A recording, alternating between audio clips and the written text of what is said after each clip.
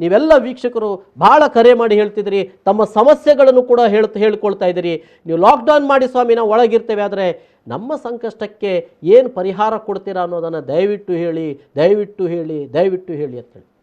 ಎಲ್ಲಿವರೆಗೆ ಅಂತ ಹೇಳಿದ್ರೆ, ತಮಿಳುನಾಡಲ್ಲಿ ಸರ್ಕಾರ ಬೋಧನೆ ಮಾಡುವಂಥ ಸಂದರ್ಭದಲ್ಲಿ ಮುಖ್ಯಮಂತ್ರಿಯಾಗಿ ಪ್ರತಿಜ್ಞಾವಿಧಿ ಸ್ವೀಕಾರ ಮಾಡುವಾಗಲೇ ಅಲ್ಲಿಯ ಮುಖ್ಯಮಂತ್ರಿಗಳು ಘೋಷಣೆ ಮಾಡ್ತಾರೆ, 4,000 ನಾನು ನಿಮಗೆ ಪ್ಯಾಕೇಜ್ ಹಾಕ್ತೇನೆ ಅಂತ. ಅಂದರೆ ಕಮಿಟ್ಮೆಂಟ್, ಅದೊಂದು ಕಮಿಟ್ಮೆಂಟ್, ನಾನು ಕಮಿಟ್ಮೆಂಟ್ ತೆಗೆದುಕೊಳ್ತೇನೆ ಅಂತ ಅನ್ನುವಂಥದ್ದು.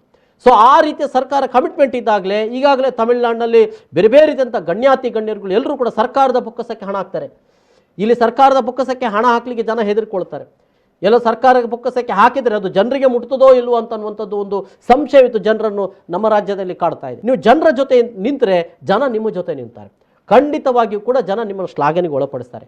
ಒಂದು ಗೊತ್ತಿರಬಹುದು, ಕೇರಳದಲ್ಲಿ ಎಲ್ಲರೂ ಕೂಡ ಹೇಳ್ತಾ ಇರುವಂಥದ್ದು, ಕೇರಳದಲ್ಲಿ ಪಿಣರಾಯಿ ವಿಜಯನ್ ಸರ್ಕಾರ ಅದು ಬಂದಿದ್ದರೆ ಕೋವಿಡ್-19 ಲಸಿಕೆಯ ಕೋವಿಡ್-19 ಸಂದರ್ಭದಲ್ಲಿ ಅವರು ಕಳೆದ ಬಾರಿ ಏನು ತೆಗೆದುಕೊಂಡಿದ್ದರು ನೋಡಿ ಪರಿಹಾರ ಕಾರ್ಯಕ್ರಮಗಳನ್ನು, ಜನರ ಜೊತೆ ಅವರು ಇದ್ದರು ನೋಡಿ, ಜನಪರವಾದ ಕಾರ್ಯಕ್ರಮವನ್ನು ತಂದರು ನೋಡಿ, ಆ ಕಾರಣದಿಂದಾಗಿ ಅವರನ್ನು ಮತ್ತೆ ಆಡಳಿತಕ್ಕೆ ತಂದರು ಅಂತನ್ನುವಂಥದ್ದು ಇದು ಬಹಳ ಸ್ಪಷ್ಟ ಕೂಡ.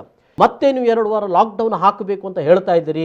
ಲಾಕ್ಡೌನ್ ಹಾಕಬೇಕು ಅಂತನ್ನುವಾಗ ನೀವು ಯಾರಿಗೂ ಕೂಡ ಸ್ಪಷ್ಟವಾದಂಥ ಆರ್ಥಿಕವಾದಂಥ ಒಂದು ಪರಿಹಾರಗಳನ್ನು, ಕಾರ್ಯಕ್ರಮಗಳನ್ನು ಯಾವುದನ್ನು ಇಟ್ಟುಕೊಳ್ಳದೆ ನೀವು ಮಾತಾಡ್ತಾ ಇದ್ದೀರಿ ಅನ್ನೋದು ಸ್ಪಷ್ಟತೆ ಇರಬೇಕು. ಹಾಗಾಗಿ ಜನ ಕೇಳ್ಕೊಳ್ತಾ ಇರುವಂಥದ್ದು, ನೀವು ಮುಂದೆ ಲಾಕ್ಡೌನ್ ಘೋಷಣೆ ಮಾಡ್ತೀರಂತಾದರೆ, ನೀವು ಮುಂದೆ ಲಾಕ್ಡೌನ್ ಘೋಷಣೆ ಮಾಡ್ತೀರಂತಿದ್ರೆ ನೀವು ಆರ್ಥಿಕವಾದಂಥ ರೀತಿಯಲ್ಲಿ ಜನರ ಜೊತೆ ಯಾವ ರೀತಿ ನಿಲ್ತೀರಾ ಅಂತ ಅನ್ನೋದನ್ನು ನೋಡಬೇಕು.